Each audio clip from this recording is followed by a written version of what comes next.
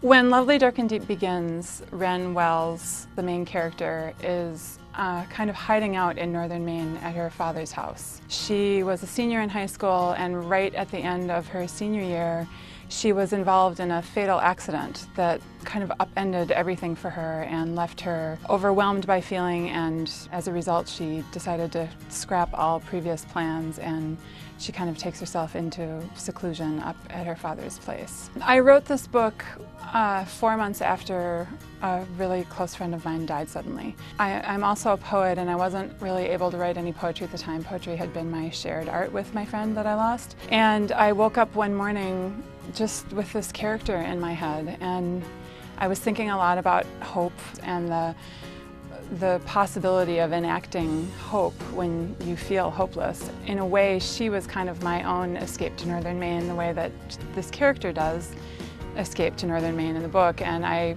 just started following her world and her life. I have a funny relationship with Maine. When I was very young, my family went through a hard time.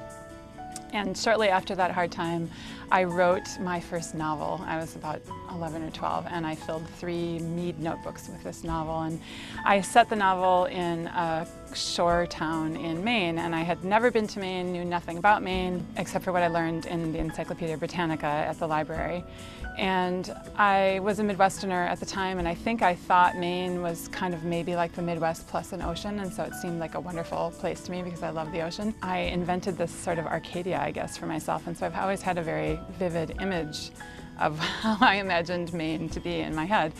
And then when I started writing this book, I swear I didn't even really choose the place, that's where it was set. And so I wrote the novel and set it in northern Maine, again, which I had yet to see. And then after I did the first full draft of the novel, I kind of begged a friend of mine to hop in the car for a weekend, and we drove up to Maine to see if it matched the Maine in my imagination, and actually it really did, so I was very happy about that.